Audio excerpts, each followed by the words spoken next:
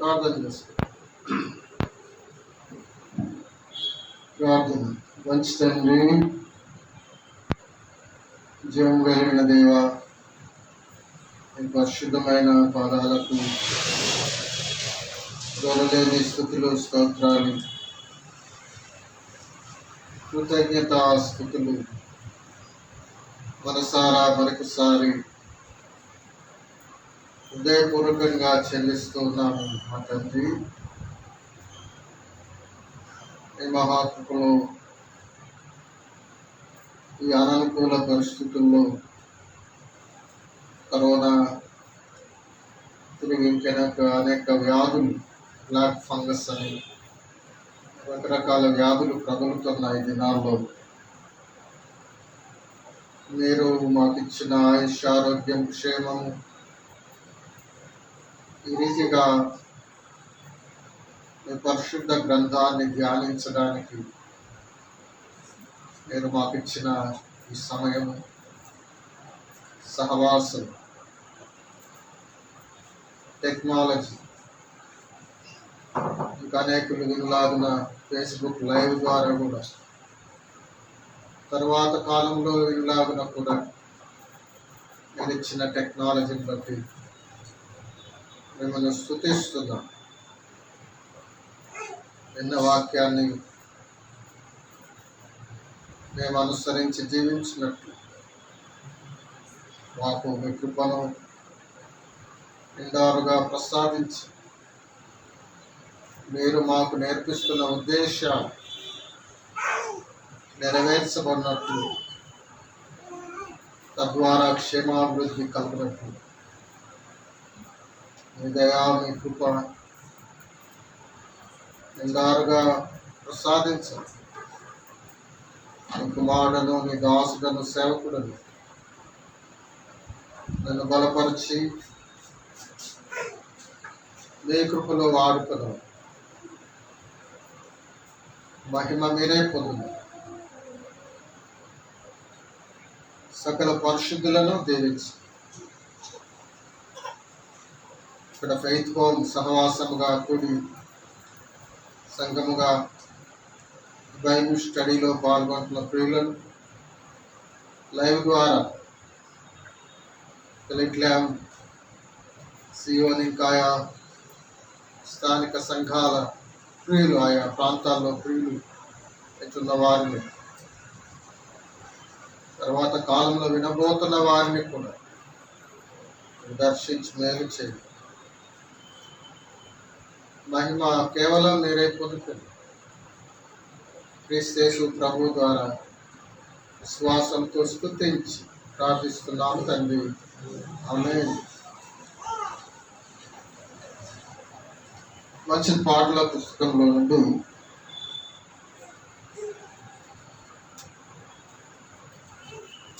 75వ పాట, స్తుతి ఆరాధన గీతాల్లోంచి 75వ పాట పాడి దేవుడి పరుద్దాం.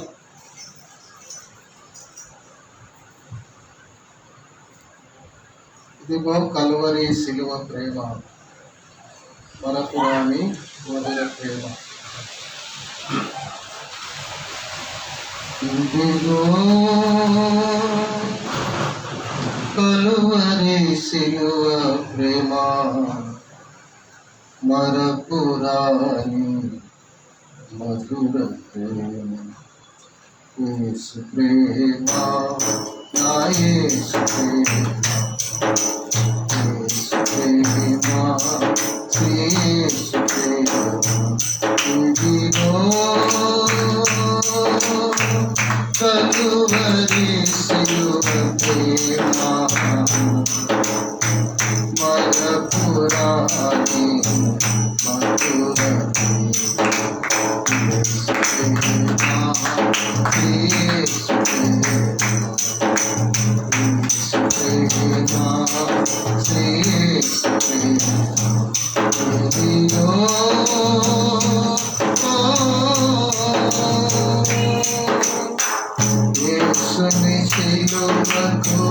పంపిన ప్రేమ, దోషిని కరుణతో విడిచిన ప్రేమ యేసుని సిలువకు పంపిన ప్రేమ దోషిని కరుణతో ఇచ్చిన ప్రేమ మరువలేని ప్రేమ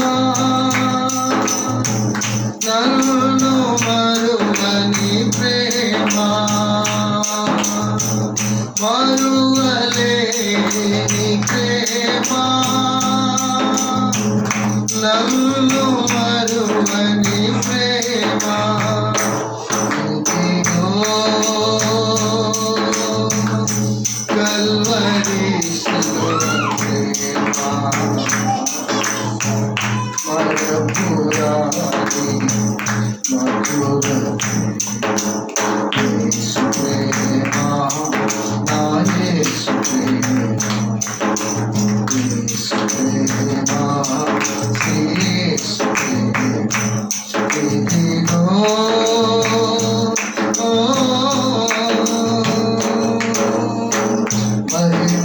మహిమైశ్వర్యము వాసిన ప్రేమ నా దోషములని మోసిన ప్రేమ మహిమైశ్వర్యము వాసిన ప్రేమ నా దోషములని మోసిన ప్రేమ విడువజాలని ప్రేమ నన్ను విడువని ప్రేమ విడువజాలని ప్రేమ నన్ను విడువని ప్రేమ ఇదిగో కల్వరి శిలువ ప్రేమ మరపురాని మధుర యేసు ప్రేమ యేసు ప్రేమ యేసు ప్రేమ ఇదిగో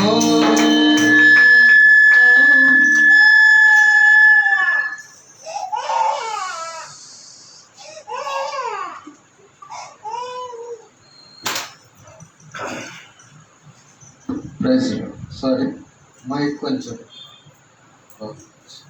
చెడిన నన్ను కడిగిన ప్రేమ పడిన నన్ను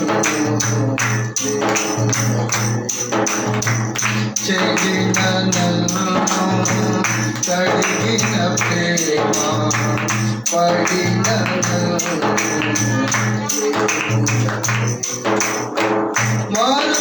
మరువలేని ప్రేమ నన్ను మరువని ప్రేమ మరువలేని ప్రేమ నన్ను మరువని ప్రేమ ఇదిగో కల్వరి శిలువ ప్రేమ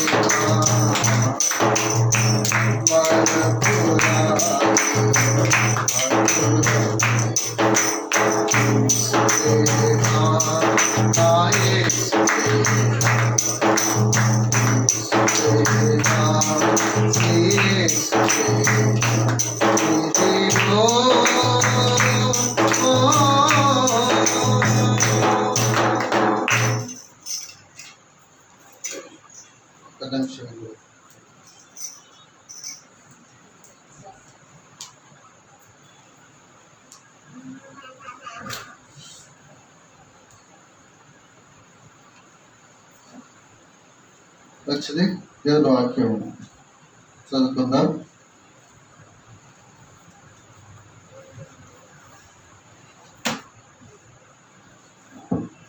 ఎఫెసీయులకు రాసిన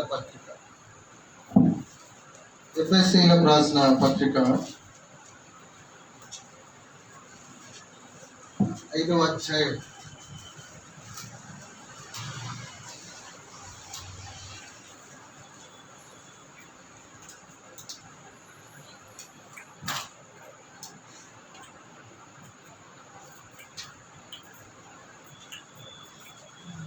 ఎఫెసీయులకు రాసిన పత్రిక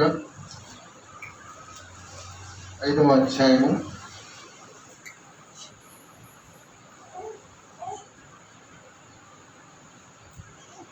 25 నుండి 31 వచనాలు. పురుషులారా, మీరును మీ భార్యలను ప్రేమించుడి.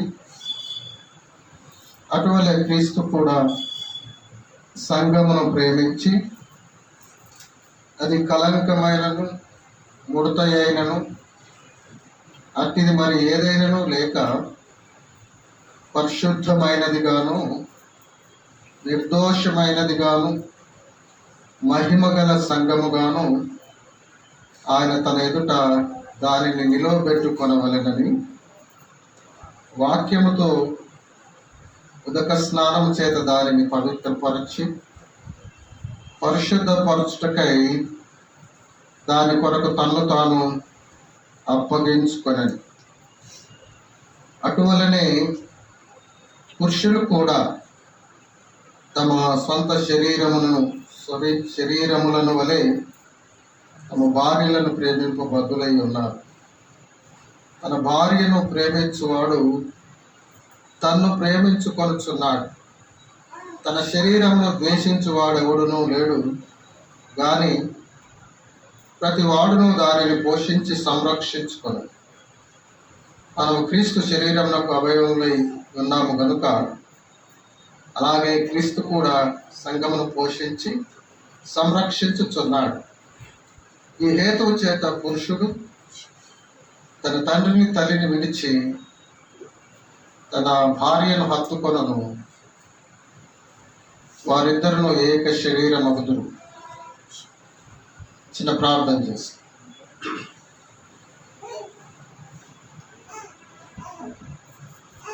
దయగల తండ్రి, ప్రేమగల దేవా, పాట ద్వారా మహిమ పొందారు. చిన్న మైక్ డిస్టర్బెన్స్ అందించండి. ఇప్పుడు మీ వాక్యం ద్వారా మమ్మల్ని దర్శించండి. ఎఫెసీ పత్రిక మేము ధ్యానిస్తూ ఇప్పుడు చదవబడిన వాక్య భాగము దగ్గరికి మేము వచ్చి ఉండగా ఆ భాగంలోని విషయాలు మేము గ్రహించినట్లు దానిలోని సారాంశం, దానిలోని ప్రాముఖ్యమైన మీ ఉద్దేశం, దానిలోని ప్రిన్సిపల్ ఐడియా మాకు అర్థమవునట్లు మాకు సహాయం చేయమని క్రీస్తు ప్రభు ద్వారా విశ్వాసంతో స్తుతించి ప్రార్థిస్తున్నాము తండ్రి.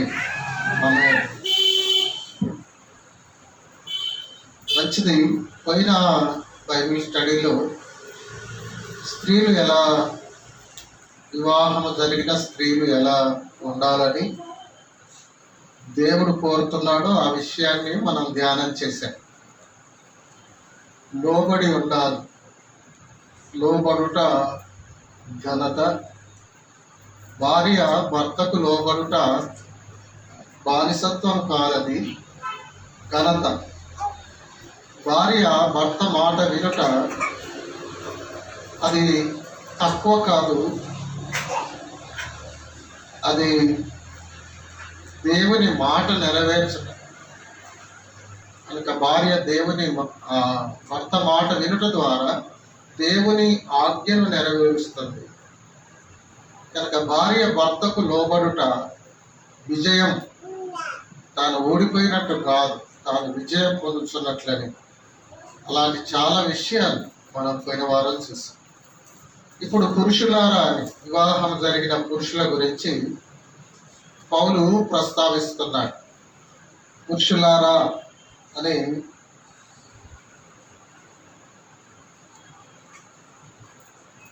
25-26 వచనాలు మనం 25 ప్రారంభంలో, పురుషులారా మీరును మీ భార్యలను ప్రేమించుడి.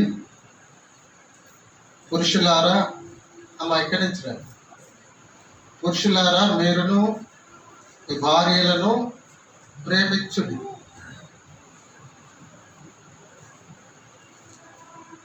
ఇక భార్య భర్తకు లోబడి ఉండాలని, భర్త భార్యను ప్రేమించాలని ప్రాముఖ్యంగా దేవుడు చెప్పింది రెండు విషయాలు. ఎన్నో ఇందులోకి వస్తాయి, ఎన్నో చూడొచ్చు, ఇంకా అనేక విషయాలు ఉంటాయి. మొదటి వరుసలో దేవుడు చెప్పింది ఏంటంటే, చెప్పించింది లోబడండి అనే స్త్రీలకు చెప్పించాడు. క్రైస్తవ స్త్రీలు లోబడాలి. సంఘానికి యేసు ప్రభు శిరస్సు అయితే, అవి మనకి టెలిని కెమెరా కలుగుతాం. సంఘానికి యేసు ప్రభు శిరస్సు అయితే, సంఘానికి యేసు ప్రభు శిరస్సు అయితే, ఈ డోర్ కూడా తీసుకోండి, అవసరమైతే మీరు అందులోకి వెళ్ళి కూడా వెళ్ళచ్చు. డోర్ తీయండి, పిల్లలు గొడవ చేసినప్పుడు అందులోకి వెళ్ళచ్చు. డోర్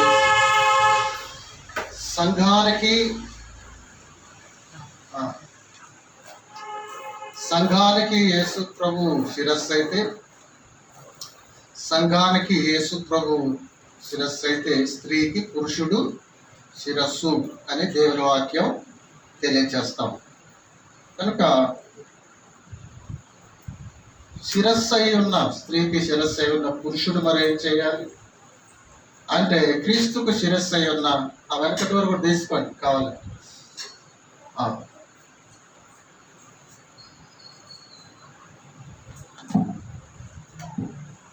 స్త్రీకి శిరస్సు అయ్యుండగా పురుషుడు స్త్రీ లోబడాలి. స్త్రీకి పురుషుడు శిరస్సు అయి ఉన్నాడు, అతడు ఏం చేయాలి అంటే ప్రేమించాలి. అంత మంచి విషయాలు దేవుడు చెప్తున్నట్టు చాలాసార్లు మనం విని ఉండొచ్చు. బైబిల్లో పౌలు తిమోతితో అంటాడు ఒక సందర్భంలో, సత్యవాక్యము సరిగా విభజించు అంటాడు. కనుక ఆ మాట నేను చూపిస్తాను చూడండి. తిమోతి పత్రికలో మనం చూస్తే, సత్యవాక్యమును సరిగా విభజించు వానిగా ఉన్నాడు. 15వ వచనం, తిమోతి రాసిన 2వ పత్రిక 2వ అధ్యాయం 15వ వచనం మనం చూసినప్పుడు, దేవుని ఎదుట యోగ్యుని గాను సిగ్గుపడనక్కర్లేని పనివాని గాను సత్యవాక్యమును సరిగా విభజించువానిగా. చూసారు, సత్యవాక్యమును సరిగా ఉపదేశించువానిగా నిన్ను నీవే దేవునికి కనపరుచుకుంటకు జాగ్రత్త పడు. బయట చేస్తున్నాయి. సత్యవాక్యము సరిగా విభజించి మనం ధ్యానం చేస్తే దానిలోని ప్రిన్సిపల్ ఐడియా, ప్రాముఖ్యమైన విషయం దేవుడు ఏం చెప్పాలనుకున్నాడో అది మనకు దొరుకుతుంది. కనుక బైబుల్ స్టడీలో జరగాల్సింది అదే. కనుక ఆ విషయాన్ని విభజించి పిఎస్ స్వామి అంటాడు, ముక్కలు కొట్టుకోవాలంటుంటాడు, ముక్కలు కొట్టుకోవాలి. కనుక అంటే సరిగా విభజించి ధ్యానం చేస్తే దానిలోని విషయం లోతుగా మనకు అర్థమవుతుంది. ఈరోజు అదే పని మనం చేద్దాం. ఈ విషయం చాలాసార్లు వివాహాల్లో చెప్పేస్తూ ఉంటారు, క్లుప్తంగా పైన లేక అక్కడ సమయం ఎక్కువ ఉండదు కనుక కొందరు ఎక్కువ సమయం తీసుకొని కూడా చెప్పిన వారు ఉండొచ్చు. ఇక్కడ రాసుకొని కొన్ని మాటలు మీకు చూపిస్తాను.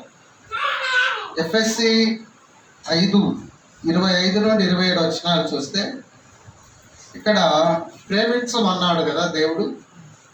ప్రేమించమన్న దేవుడు ఏ విషయాలు ఎలా అనేవి 7 విషయాలు 7 విషయాలు ఉన్నాయి ఇక్కడ. అవి నీకు చెప్తాను, రాసుకోండి. రిఫరెన్స్ ఏమో ఎఫ్ఎస్సి 5:25 నుండి 27 వచనాలు అని పైన పెట్టుకొని 7 మాటలు రాసుకోండి. ఎఫ్ఎస్సి 5:25, 27 అని పైన రాసి దాని కింద గీత గీసుకొని అండర్లైన్ చేసి కింద ఈ విషయాలు, అందులోని విషయాలు నేను చెప్తాను, మీకు చూపిస్తాను కూడా. ఇప్పుడు చదివాగా మొట్టమొదటిది, కలంకము లేకుండా ప్రేమించాలి. ఆ మాట రాసుకోండి, కలంకము లేకుండా. అంటే ప్రేమించే ఆయనకు కలంకం లేకుండా కాదు ఇక్కడ. ఇప్పుడు తన భార్యను ప్రేమిస్తున్న వ్యక్తి ఆ భార్యలో కలంకం లేకుండా చూసుకుంటూ ప్రేమించాలి. ఇది అర్థమైందా? ఇక్కడ మొత్తం చూసాక మనకు అదంతా తెలుస్తుంది. ఇప్పుడు ఈయన కలంకం లేకుండా ప్రేమించడం కాదు, ఈయన కూడా కలంకం లేకుండా ఉండాలి, అది ఇంకో విషయం. ఇక్కడ చెప్పబడిన విషయం, కాంటెక్స్చువల్ గా చెప్పబడిన విషయాలు చూస్తే కలంకము లేకుండా, ఆ భార్యలో కలంకము లేకుండా భర్త ప్రేమించాలి, భార్యలో కలంకం రాకుండా భర్త ప్రేమించాలి. మామూలు విషయాలు ఇక్కడ డెప్త్గా ఆలోచిస్తే ప్రేమించడం అంటే ఐ లవ్ యూ అని ఊరుకోవడం కాదు. భార్యకు ఏదైనా కలంకం అంటకుండా కూడా భర్త ప్రేమ ఏమంటే ఆ భార్యను కాపాడేదిగా ఉండాలి. ఇది మొదటిది. నేను అవి చూపిస్తాను, తర్వాత వివరణ ఇస్తాను. నేను రెండవది రాసుకోండి, మూడత అయినను. యేసుప్రభు అన్నాడు కదా అక్కడ, అటువలే మీరు అంటాడు కదా. కనుక యేసుప్రభు సంఘం కొరకు అవన్నీ చేశాడంట. మచ్చ, మడత, డాగు, కలంకం లేకుండా ఉండడానికి అప్పగించుకున్నాను అన్నాడు కదా. అలా మీరు కూడా భార్యలను ప్రేమించండి అంటున్నాడంటే, ఒక భర్త తన భార్యకు ఎలా ప్రేమించాడంటే కలంకము పాలు కాకుండా ప్రేమించాలి, కలంకము లేనిదిగా ఉండేలా. రెండవది ముడత అయినా లేనిదిగా, ముడత అని రాసుకోవాలంట. మూడవది అట్టిదేది, కలంకమో ముడతో ఇంకా అట్టిది ఏదైనా దాని కోవకు చెందింది, కలంకానికి చెందింది ఇంకేదైనా, ముడతకు చెందింది ఇంకేదైనా, అట్టిదేది లేకుండా ప్రేమించాలి భార్య.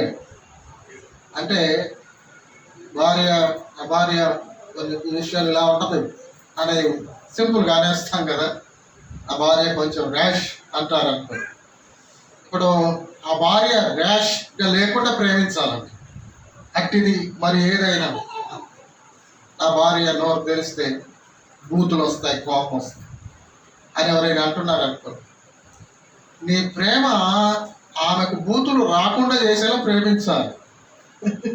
అర్థమైంది?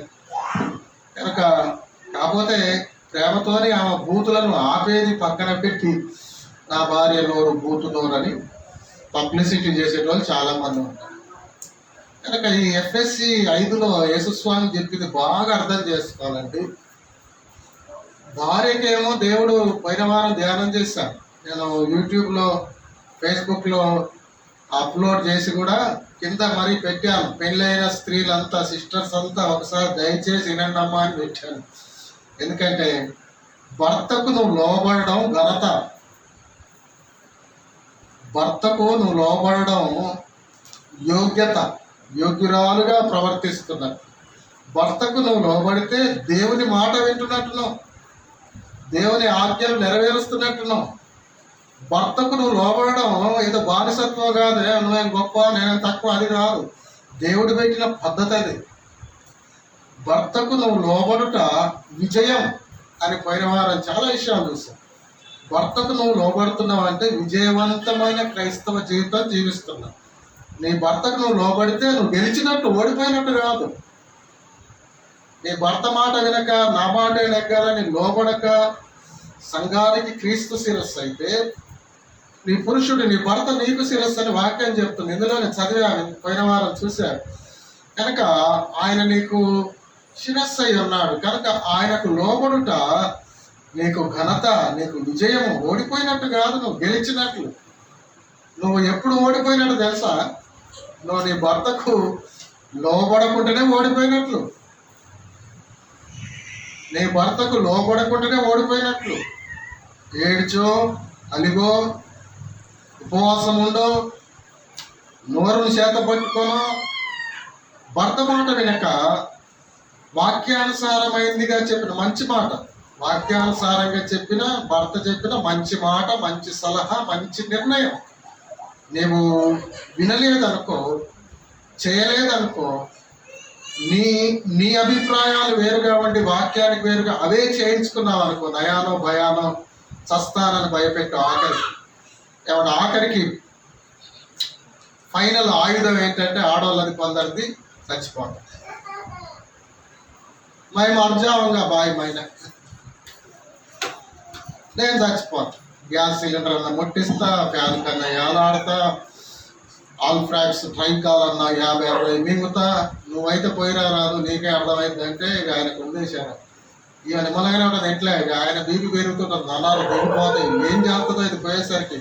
ఇంటి మొదలు పోలీసు వాళ్ళు ఉంటారో ఏమో, ఓ అమ్మ పిల్లలు ఏం కావాలి అదేం కావాలి. ఇక ఒక్క మాటని అందుకే సిద్దిపేట ప్రకాశంలో మాట అంటారు, స్త్రీ బలహీనమైన ఘటనే కానీ ఆమె దెబ్బ బలమైంది అంటారు. కానీ ఇదే పోయినా నీకే తెలుస్తుంది, పెద్ద దెబ్బది.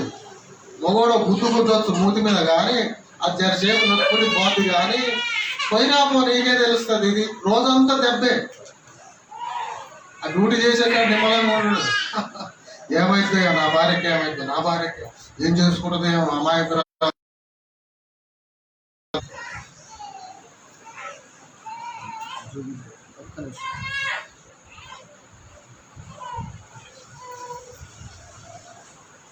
కనుక ఇలా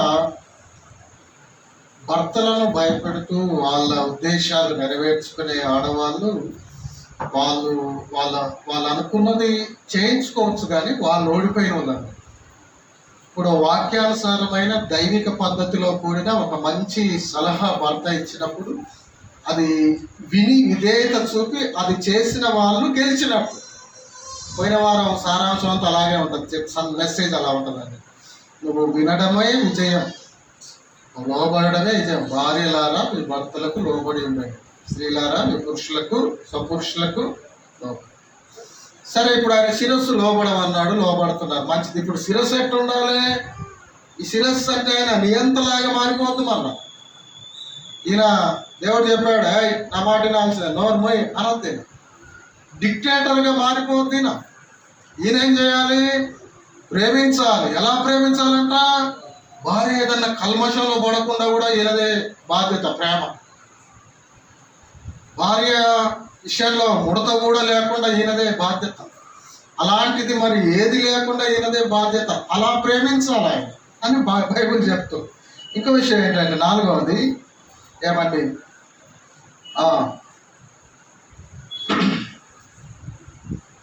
పరిశుద్ధంగా అనే మాట కూడా ఉంటుంది. పురుషులారా మీరు మీ భార్యల పేరు అగ్వల క్రీస్తును సంఘమును ప్రేమించి అది కలంకమైన ముడతైన అది మరి ఏదైనా లేక పరిశుద్ధమైనదిగా. కనుక భార్య పరిశుద్ధతతో సాగులాగన. ఎపిరి పత్రికలో ఉంటుంది కదా, వివాహం అన్ని విషయంలో ఘనమైనది, పార్కు నిష్కల్మషమైనగాను ఉండాలి, దేశాసంగులకు వ్యభిచారులకు దేవుడు తీర్చుకొని ఉంటుంది. కనుక భార్య పరిశుద్ధత కాపాడుకున్నటలో, భార్య పరిశుద్ధతతో సాగుటలో, భర్త ప్రేమ కూడా ఏమంటే ఒక సహకారిగా ఉండేలా ప్రేమించాలి.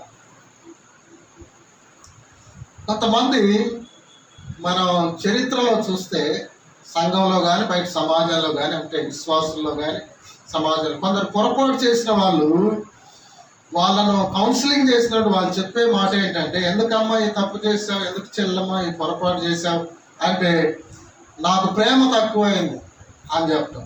నన్ను ప్రేమించే వాళ్ళు లేరు, నన్ను అర్థం చేసుకునే వాళ్ళు లేరు, అందుకే బలహీన క్షణంలో పొరపాట్లు పడ్డానే అనేవాళ్ళు ఉంటారు.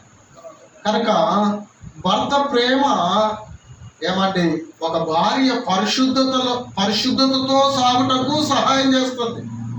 ఆ స్థాయిలో ప్రేమించాలి. బైబిల్ చెప్తున్న మాట. యేసుప్రభు అంట సంఘం కొరకు అలాగే ప్రేమించాడంట, సంఘానికి ఆయన శిరస్సు అంట, ఆయన అలా ప్రేమించాడంట. మీరు కూడా కింద అంటాడు చూడ, ఆ మాట చూడండి, మీకు చూపిస్తాను. 28 దాని కొరకు తను అప్పగించుకున్నాను. అటువలనే పురుషుడు కూడా, అటువలనే అంటే క్రీస్తుల సంఘం కొరకు ఆయన బలి అయ్యాడో, బాధ్యత తీసుకొని ఆయన ఎలా పరిశుద్ధపరిచాడో, పరిశుద్ధతతో కొనసాగడానికి సంఘానికి ఎలా సహాయం చేస్తున్నాడో, అలాగే ఇప్పుడు మరి స్త్రీకి పురుషుడు శిరస్సు కనుక సంఘానికి శిరస్సు అయిన క్రీస్తు అలా చేస్తున్నాడు కనుక అటువలనే స్త్రీకి శిరస్సు అయిన పురుషుడు చేయాలి. అది ప్రభు చెప్తుంది. చాలా డెప్త్ విషయం ఇక్కడ ఉంది. చాలా పైన పైన చెప్పి వెళ్ళిపోతుంటారు పెళ్లిళ్ళు. ఆ చెప్పిన ఇరవై ఎంతమంది పెళ్లిళ్ళు ఎంతమంది తింటారు వాకి. వాళ్ళు వేసుకున్న సూట్లు చదువుడు, కోట్లు చదువుడు, చీరలు చదువుడు, నగలు చదువుడు, ఈ పనుల్లో బిజీగా ఉంటారు చాలా మంది. అక్కడ అక్కడ లేట్గా స్టార్ట్ చేస్తారు. పెళ్లి 10 గంటల మ్యారేజ్ అంటే పెళ్లి పిల్ల 12ంటికి వస్తుంది ఒకసారి. వేరే ఊరని ఏమైనా దానికైనా వాళ్ళ కారణాలు ఏవో ఉంటాయి రకరకాలుగా. 3 అవుతుంటుంది. 3ంటికి మెసేజ్ చెప్పమని పాస్టర్ గారికి ఇస్తారు, చెవులో కొంచెం చెప్పమని కూడా చెప్తారు. ఇక అప్పుడు వినేదేమో ఎంత ఆకలి అవుతుంటుంది, అక్కడ ఆకలి వస్తుంటుంది, ఆయన మసాలాలు వేసి గుమ్మ గుమ్మ అని పెడుతుంటాడు. ఎవరైంటారు పెళ్ళిళ్ళు ఎక్కువ వాక్యము. అతి ప్రాముఖ్యమైన విషయాలు మిస్ అవుతున్నాయి. అందుకే కరాటే ఫైటింగ్లు, కర్ర ఫైటింగ్లు అవుతున్నాయి ఇల్లు, భార్య భర్తల మధ్య. భర్త శిరస్సు అని నియంతృత్వం చేయడానికి కాదు, శిరస్సు చేసింది నీకు. నీ భార్య పవిత్రత కాపాడుకోవడానికి కూడా నీ ప్రేమ దోహదం పడే అంత ఉండాలి నీ ప్రేమ.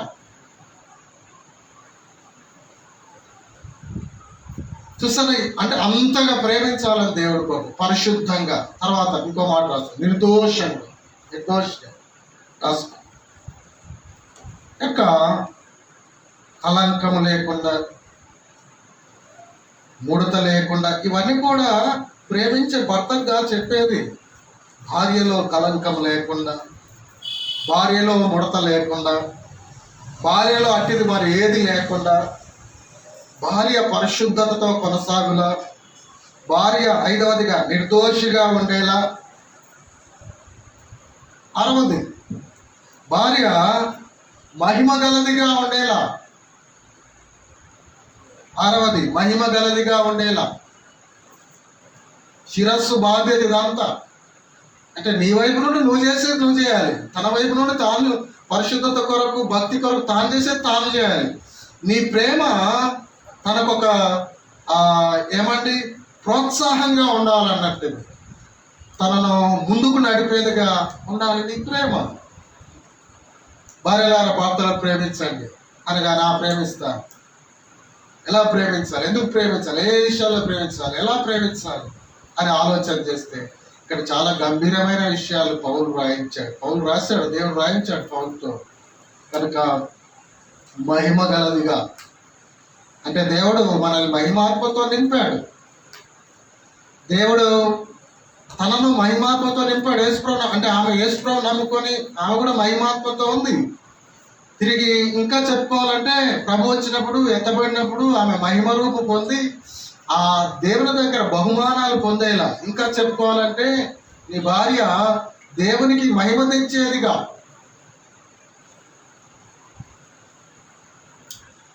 యేసన్న గారు మహిమ గల పరిచర్య పొందినందున అధైర్యపడను కృప పొందినందున అన్నాడు.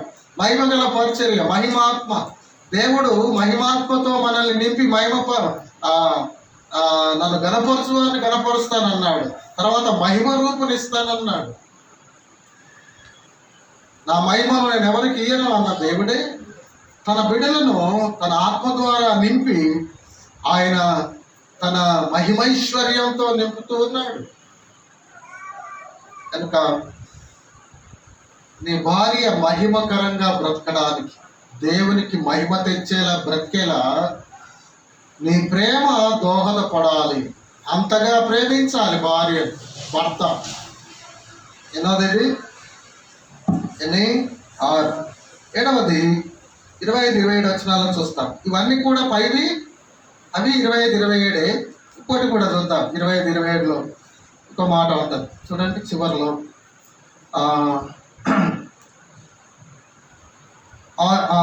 మహిమగల సంఘముగాను ఆయన తన ఎదుట దానిని నిలబెట్టవలనని.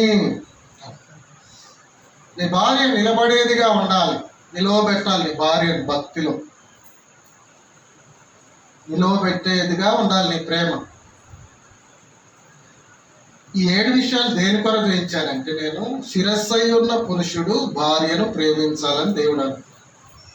ఎలా ప్రేమించాలంటున్నాడంటే, సంఘానికి శిరస్సై ఉన్న నేను సంఘాన్ని ఎలా ప్రేమించానో స్త్రీకి శిరస్సు అయి ఉన్న పురుషుడు తన భార్యకు శిరస్సు అయి ఉన్న పురుషుడు ఆ రీతిగానే ప్రేమించాలి.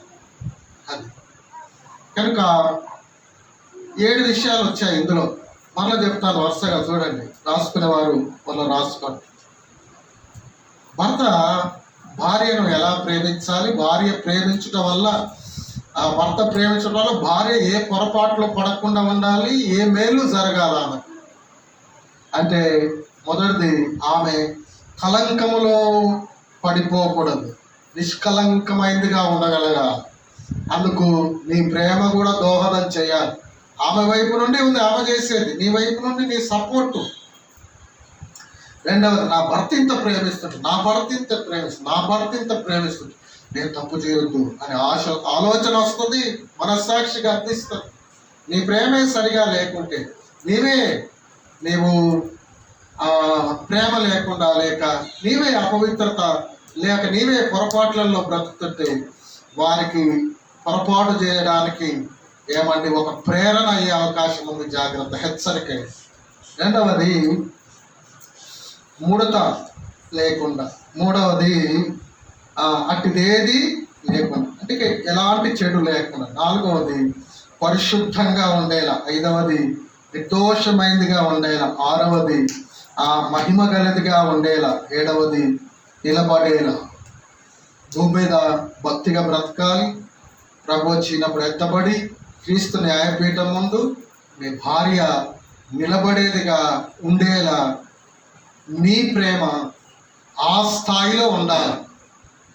అందుకోసం ఏం చేయాలి నువ్వు అంటే, అవసరమైతే, ఇది ఇంకో విషయం, ఇంకో ప్రాముఖ్యమైన మాట. అందుకోసం నువ్వేం చేయాలంటే, ఇక్కడ ప్రభు ఏం చేశాడు, ఆయన తన ఎదుట దాన్ని నిలబెట్టవల్లని ఆ వాక్యంతో ఉదక స్నానం చేత దాన్ని పవిత్రపరిచి పరిశుద్ధపరచుటకై దాని కొరకు తను తానే అప్పగించుకొని, దాని కొరకు తను తానే అంటే దాని కొరకు తను తాను అనలే దేవుడు, తను తానే అప్పగించుకొని. కనుక నీవు కూడా బాగా వినాలి. మరలా చెప్తా చూడండి, బాగా మనసులో పెట్టుకోవాలి. భార్య నిష్కలంకంగా ఉండట కొరకు, ఏ ముడత డాగు లేకుండా ఉండట కొరకు, అటుదేది లేకుండా కొరకు, పరిశుద్ధంగా ఉండట కొరకు, నిర్దోషంగా ఉండట కొరకు, మహిమగల పరిచర్యలో దేవునికి మహిమ తెస్తూ సాగుట కొరకు, ఆ ప్రభువులో నిలకడగా ఉండి భక్తిగా బ్రతుకుట కొరకు, అవసరమైతే నిన్ను నీవు అప్పగించుకోవాలి. అవసరమైతే నీవు సావడానికైనా సిద్ధపడాలి, ప్రాణత్యాగానికైనా సిద్ధపడాలి. ఆ మాట రాస్తాడు. భార్య ఈ కండిషన్లో ఉండడానికి, భార్య స్పిరిచువల్గా ఈ పొజిషన్లో ఉండడానికి, భార్య అలాంటి పొరపాట్లు చేయకుండా ఉండడానికి, భార్య అలాంటి పొరపాట్లు చేయకుండా ఈ రీతిగా ఉన్నతంగా ఉండడానికి, ఆ సంఘం ఆ స్థితికి రావడానికి, సంఘం అలా తప్పు చేయకుండా ఉండడానికి దేవుడు ఎలాగైతే సహాయం చేస్తున్నాడో, ప్రాణత్యాగం చేసి ఆయన రక్షించి ఆ స్థితిని సంఘానికి ఇచ్చాడో, ఆయన కాపాడుతూ కొనసాగిస్తూ ఉన్నాడో, భర్త కూడా అవసరమైతే తన ప్రాణాన్ని పెట్టున్నంతగా భార్యను ప్రేమించాలి. అది దేవుడు చెప్తుంది. కనుక భార్య కోసం ప్రాణం పెట్టడానికైనా వెనకాడొద్దు. అర్థమైందా? కొంతమంది పెళ్లి కాకముందు, నేను చాలాసార్లు చెప్తాను, పెళ్లి కాకముందు ప్రేమలు అని చెప్పి ఉత్తరాలు, ఇన్ని పెన్నులున్నా, ఎన్ని రకాల పెన్నులున్నా, బాల్ పెన్నులున్నా, ఇంకు పెన్నులున్నా, ఎన్ని పెన్నులున్నా, పెన్నులతో రాయరు, ఇంకులతో రాయరు, లెటర్లు రక్తంతో రాస్తుంటారు కొందరు ఉత్తరాలు. మేర కూరుక లేక అయ్యే అంటారు, రక్తంతో రాస్తుంది ఉత్తరం అని రాస్తారు. ఇక రక్తంతో ఉత్తరం రాసేసరికి అబ్బాయి ఎంత ప్రేమ మావనికని అవనుకుంటుంది. ఇక తర్వాత పెళ్ళి అయిన తర్వాత రక్తాలు వెళ్ళినా కొట్టుకుంటుంటారు వాళ్ళు, రక్తాలు వెళ్ళినా కొట్టుకుంటారు. అప్పుడేమో బ్లేడ్తో కోసి చిన్నగా ఈకతోనో తోకతోనో దేనితోనో రాసి, బ్రష్తో రాసి చిన్న చిన్న కాట్లు పెట్టి రాసుకుంటారు. పెళ్ళైనాక బాధ ఎగలేక పెద్ద కాట్లు పెట్టుకుంటారు, ఏం కత్తి తీసుకు. కనుక అవి నిజమైన ప్రేమలు కాదు, అవి ఆకర్షణలు. కనుక ఇప్పుడు దేవుళ్ళలోకి వచ్చాక నువ్వు, యేసుప్రభులోకి వచ్చాక నువ్వు, రక్షించబడ్డాక నువ్వు యేసు ప్రభు లాంటి ప్రేమతో ప్రేమించాలి నువ్వు భార్యను. ఆ మాట రాసుకోండి. యేసు ప్రభు లాంటి ప్రేమతో ప్రేమించాలి. వంశీ రాసుకోవా? యేసు ప్రభు లాంటి ప్రేమతో ప్రేమించాలి వంశీ, నదియా.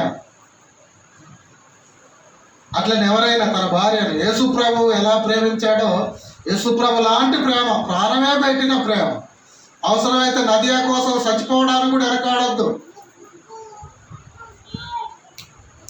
చచ్చిపోవడానికి కూడా వెనకాడొద్దు. ఇప్పుడు నీకేమైనా నేనున్నా, నీ కోసం ఏమైనా చేస్తానని పులి రాగానే భార్యను వదిలిపెట్టి ఫస్ట్ ఈయన ఉరికి తెట్లటం.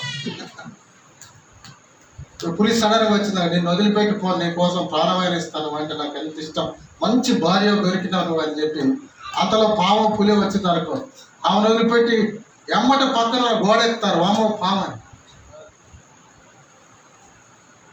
కొందరు, అందరు కాదు, వంశీ కాదు, ఉదాహరణ చెప్తాను. కనుక యేసు ప్రభు లాంటి ప్రేమతో ప్రేమించాలి. ఒకప్పుడు తెలియక ఏమేం ప్రేమలను ప్రేమించావో యేసు ప్రభులో లేకముందు కానీ యేసు ప్రభులోకి వచ్చాక యేసు ప్రభు చెప్తున్నాడు, నీ భార్యను నేను సంఘాన్ని ప్రేమించినట్టు ప్రేమించాలి. కనుక ఇవన్నీ నాక నీకు అర్థమైందా? ఒకవేళ నీ భార్య ఏదైనా తప్పులో పడిపోతే నీది ఉంది అందులో బాధ్యత. నీ ప్రేమ సరిగా లేదేమో, నీవు సరిగా ఆమె పట్ల వ్యవహరించలేదేమో, యేసయ్య లాంటి ప్రేమ చూపలేదేమో. ఇంకా కింద మనం చూస్తే ఎలా ప్రేమించుకోవాలి, ఇక్కడ చూడండి, చూపిస్తారు. ప్రేమించమన్నారు కదా, ఎలా ప్రేమించాలంటే ముందే చెప్పాను యేసయ్యలాగని. ఇంకా కొన్ని మాటలు ఉంటాయి ఇక్కడ. ఆయన తన ఎదుట 28వ వచనం, అటువలనే పురుషుడు కూడా ప్రభు అప్పగించుకున్నాడు కదా, తనను తాను అప్పగించుకున్నాడు ప్రభు. ఆ మాట రాసుకోండి, ఒక ఏ అని పెట్టు, ఏదో ఒకటి పెట్టి, తనను తాను ప్రభు అప్పగించుకున్నాడు సంఘం కొరకు. అటువలనే ఏమంటే పురుషుడు కూడా, అటువలనే ఆ పురుషుడు కూడా తన సొంత శరీరం వలె తన భార్యను ప్రేమింపబద్ధుడై ఉన్నాడు. తన సొంత శరీరంలో ప్రేమించాలంట. ఆ మాట రాస్తారు. భర్త భార్యను తన సొంత శరీరంలో ప్రేమించాలంట. తనను తాను ఎలా ప్రేమించుకుంటున్నాడో అలా ప్రేమించాలి. ఫైనల్ది నేను ముందే చెప్పాను, తనను తాను ఎలా ప్రేమించుకున్నాడో అలా ప్రేమించుకోవాలి. యేసయ్య ఎలా అప్పగించుకున్నాడో యేసయ్యలా అప్పగించుకునేలా ప్రేమించాలి. ఆ మాట కూడా రాసుకోండి. తనను ప్రేమించినట్లు, తనను తాను ప్రేమించుకున్నట్లు ప్రేమించుకోవాలి. సంఘం కొరకు క్రీస్తు అప్పగించుకున్నాడు. భార్య కొరకు అవసరమైతే ప్రాణాలు అర్పించడానికి అప్పగించుకొని ప్రేమించాలి. అలా ప్రేమించాలని దేవుడు కోరుతున్నాడు. కనుక ఇంకో మాట ఇక్కడ ఏముంటుంది అంటే, ఈ హేతువు చేత అని ఉంటుంది. అది చూడండి, ఒక మాట 31వ వచనంలో, ఈ హేతువు చేత పురుషుడు తన తల్లిని తండ్రిని విడిచి తన భార్యను హత్తుకొనను. ఈ హేతువు చేత అనే మాట కూడా రాసుకొని హైలైట్ చేసుకోండి దాన్ని. ఈ హేతువు చేత అంటే ఏ హేతువు అంటే ఇప్పుడు నేను చెప్పినవి అన్ని. ఈ హేతువు చేత వివాహం చేశాడు దేవుడు, ఏకాంగులను సంవత్సరాలుగా చేశాడంటే, నీకు ఒక భార్యని ఇచ్చాడంటే దేవుని ఉద్దేశాలు ఇక్కడ పౌలు రాసు. ఈ హేతువు చేత, ఏ హేతువు చేత? తన తండ్రిని అక్కడ రాశాడు. ఈ హేతువు చేత పురుషుడు తన తండ్రిని తల్లిని విడిచి తన భార్యను హత్తుకొనును, వారిద్దరు ఏక శరీరం అగుదురు. ఏ హేతువు చేత అంటే ఏమండి, భార్యను ప్రేమిస్తూ, భార్యను కాపాడుకుంటూ, భార్యను పోషించి సంరక్షించాలని కూడా ఉన్నది. ఇప్పుడు చూస్తాం అది.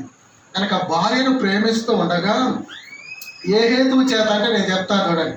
భార్యను ప్రేమిస్తుండగా ఆమె కలంకం లేకుండా, ముడత లేకుండా, అటు ఏది లేకుండా పరిశుద్ధంగా ఉంటూ, నిర్దోషంగా ఉంటూ, మహిమ గలదిగా ఉంటూ, దేవుని కొరకు నిలబడడానికి ఆ హేతువుల కోసం, ఈ హేతువు అంటే ఆ హేతువులని అవన్నీ జరగడం కోసం దేవుడు వివాహం చేశాడు. అర్థమైందా? కేవలం శారీరకంగా లైంగిక అనుబంధంతో ఉండడానికే కాదు దేవుడు వివాహం చేసింది. నీ భార్య ఆధ్యాత్మిక, నీ భార్య ఆత్మీయ స్థితి బాగుండడం కోసం కూడా దేవుడు నీకు వివాహం చేశాడు. ఆ హేతు చేత వివాహం చేశాడు. ఆమె నిష్కలంకంగా నువ్వు కాపాడుకోవాలని వివాహం చేశాడు. ఆమె ముడత డాగు మచ్చ లేకుండా ఉండేలా నువ్వు కాపాడుకోవాలని కూడా నీకు వివాహం చేశాడు దేవుడు. ఆమె పరిశుద్ధతను కాపాడుకునేలా నీ ప్రేమ కాపాడాలని వివాహం చేశాడు దేవుడు. నిర్దోషంగా మహిమగలదిగా నిలబడేదిగా ఉండాలని వివాహం చేసి నిన్ను శిరస్సుగా పెట్టాడు దేవుడు. శిరస్సు అనగానే అని డామినేషన్ చేయడానికి కాదు, ఈ బాధ్యతలు ఉన్నాయి. స్త్రీ బలహీన ఘటం అని పేతురు పత్రికలో ఉంది. బలహీన ఘటం అంటే కుండ, ఘటం అంటే కుండ. బలహీన ఘటం అంటే ఇంకా వీక్గా ఉన్న కుండ జారితే పలిగిపోద్ది. కాబట్టి ఈ హేతువు చేత ఆమె బలహీన ఘటం కనుక ఆమెను బలంగా తయారు చేయడానికి నిన్ను శిరస్సును చేశాడు దేవుడు. నేను శిరస్సు అనేదో గర్వించడానికి కాదు. ప్రేమించమన్నది ఈ స్థాయికి వాళ్ళని తీసుకొచ్చేలా ప్రేమించమన్నాడు కనుక ఎంత గొప్ప బాధ్యత ఉంది తెలుసా పురుషునికి భార్య మీద. స్త్రీ బలహీన ఘటం అని బైబిలే చెప్తుంది. ఊరికే చిన్న విషయానికి ఆనందపడిపోతుంది, చిన్న విషయానికి కురిగిపోయి ఏడుస్తూ ఉంటుంది, తల పోసుకొని దుఃఖపడుతుంటుంది. ఓ సామెత ఉంది, కోతికి పుండైతే గోక నాక. కోతికి పుండైతే ఇక్కడ పుండైంది అనుకో, గోకుతూ ఉంటుందంట, నాకుతూ ఉంటుంది. మాంతదా కాదు, మాంతదా కోతికి పుండైతే గోక నాక అనే సామెత ఒకటి ఉంది. సిస్టర్స్కి ఏదైనా అయిందనుకో ఊరికి అది యాద్ చేసుకొని ఏడవ కొద్ది బాధ తప్పున కనుక అలాంటి వాళ్ళను అది యాద్ చేసుకోకుండా నీ ప్రేమ చేయాలి. బాగా ఇప్పుడు ఆమెకైనా బాధ జ్ఞాపకం మరలా స్మరించకుండా నీ ప్రేమ అడ్డుపడాలి. ఆ మరలా జ్ఞాపకం చేసుకొని ఏదో మానసిక రోగి కాకుండా నీ ప్రేమ అడ్డుపడాలి. ఆ హేతువుల చేత నిన్ను శిరస్సు చేసింది దేవుడు. ఆ హేతువు చేత పెళ్లి చేసి తల్లిదండ్రులను విడిచి నీ భార్యను హత్తుకునేలా చేసింది దేవుడు. ఏమండి, ఇవన్నిటి కొరకు కేవలం లైంగిక వాంఛ తీర్చుకోవడానికి కాదు. అది కూడా పరిశుద్ధమైంది భార్య భర్తలు చేస్తే అది, కానీ కేవలం దాని కొరకే కాదు. కనుక పురుషుడు ఇన్ని రకాలుగా తన భార్యను ప్రేమిస్తూ భార్య ఇన్నిట్లో నిలబడేదిగా, బలంగా ఉండేదిగా, దేవుని కొరకు నిలబడేదిగా, ఆనాడు క్రీస్తు న్యాయపీఠం ముందు బహుమానాలు పొందేదిగా ఉండేలా భర్త బాధ్యత ఉంది. నా భార్య మంచిది కాదు, నా భార్య జకార్ది లేక, నా భార్య నా మాట వినదు అని చెప్పుకుంటూ తిరగడం బాగా అలవాటైంది చాలా మందికి. కానీ ఆ భార్య గురించి ఇన్ని బాధ్యతలు ఉన్నాయి. ఆ భార్య ఒకవేళ కఠినంగా ఉంటే ఆమెను కోమలంగా చేయాలి, ఆమె ర్యాష్గా ఉంటే ఆమెను దీనంగా చేయాలి, ఆమె ప్రౌడ్గా ఉంటే ఆమె దీనంగా చేయాలి, ఆమె వీక్గా ఉంటే ఊరికనే ఏడుస్తూ ఉంటే, బలహీన పడుతుంటే ప్రధానికి భయపడి ప్రధానికి టెన్షన్ పడి కుటుంబంలో ఆ ఆనందం అనుభవించకుండా ఏదో ఒక ఐహిక విచారం ధన మోసానికి గురవుతుంటే ఆమెలో ఆ ఆధ్యాత్మిక స్థిరత్వాన్ని, ధైర్యాన్ని, విశ్వాసం ద్వారా కృపచేత రక్షించబడ్డాం మనం, వెలిచూపు వల్ల కాక విశ్వాసం వల్ల మనం బ్రతకాలని నూరిపోసేది భర్త ప్రేమతో నూరిపోయాలి. అన్నీ ఇంకా బాగా గమనించాలి. భార్యను ఒక మాట అనే ముందు కొందరు నిజంగా అలా ఉండొచ్చు, కానీ ఈ హేతువు చేత అలాంటి ఆమెను సరైన దారిలోకి పెట్టడానికి దేవుడు నీకు పెళ్లి చేశాడు. ఉస్నాబాద్ జయరాజన్ అన్న మాట మళ్ళీ జ్ఞాపకం చేస్తా. 3 నెలలు ప్రార్థన చేస్తే దేవుడు నాకు పెళ్లి చేయాలని ప్రార్థన చేస్తే దేవుడు పెళ్లి చేశాడు. పెళ్లి చేసినప్పుడు పెళ్లి చేసిన కొద్ది రోజులకే నా భార్యకు పిచ్చి మెంటల్ అని తెలిసింది. పిచ్చి లేస్తుంది చాలాసార్లు, పిచ్చిదని తెలిసింది. మరి నేను వదిలిపెట్టాలి ఆమెను. నేనేమనుకున్నానంటే ఆయన అన్నమాట అద్భుతం. నేనేమనుకున్నాను, ఈ సందర్భానికి బాగా మంచి ఎగ్జాంపుల్ అది. ఆయన అన్నాడంట, జయరాజ్ అన్న, ఏమండి 97 సంవత్సరాలు బ్రతికి పోయిన సంవత్సరమే ప్రభు దగ్గరికి వెళ్ళిపోయాడు. ఓ నమ్మకమైన సేవకుడు, దీనుడైన సేవకుడు, వాక్యాన్ని ఎంతో ప్రేమించిన సేవకుడు, ఏమండి డబ్బు కోసం వెంపర్లాడని సేవకుడు, పేరు ప్రఖ్యాతుల కోసం వెంపర్లాడని సేవకుడు, ఎంతో మందికి మాదిరి అయిన సేవకుడు. ఆయన అన్న మాట ఏంటంటే, దేవుణ్ణి 3 ఏళ్ళు నేను చాలా కాలం ప్రార్థన చేశాను, నాకు పెళ్లి చేయమని. దేవుడు నాకు పిచ్చిదాన్ని ఇచ్చి పెళ్లి చేశాడు, కానీ పిచ్చిదాన్ని ఇచ్చి పెళ్లి చేశాడు. కనుక పిచ్చిదాన్ని ఇచ్చి పెళ్లి చేసిన నేను ప్రేమిస్తానని నమ్మి పెళ్లి చేశాడు కనుక నేను ఆమెను ప్రేమిస్తాను అంతే అని ఆయన చచ్చేదాకా ప్రేమించాడు. సంతానం కూడా కలిగింది.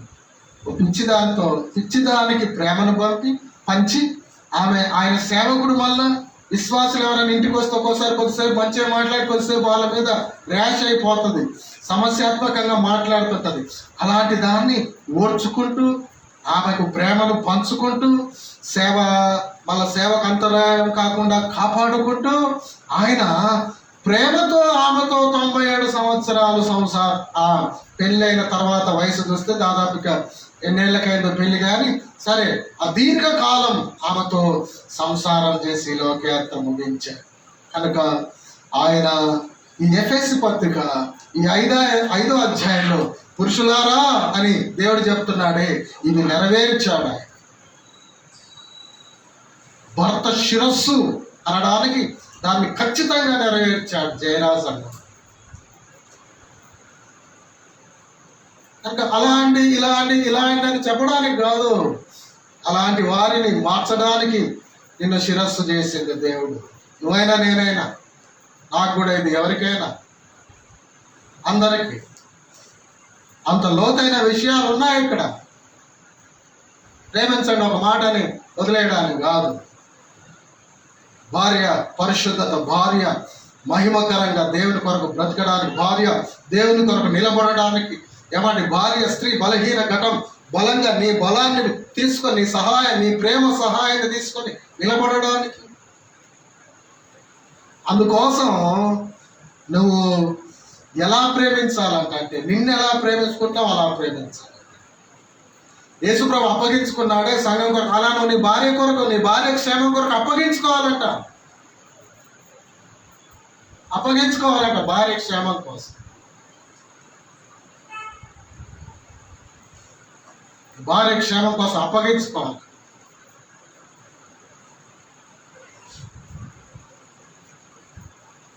కనుక మనం పరీక్షించుకోవాలి.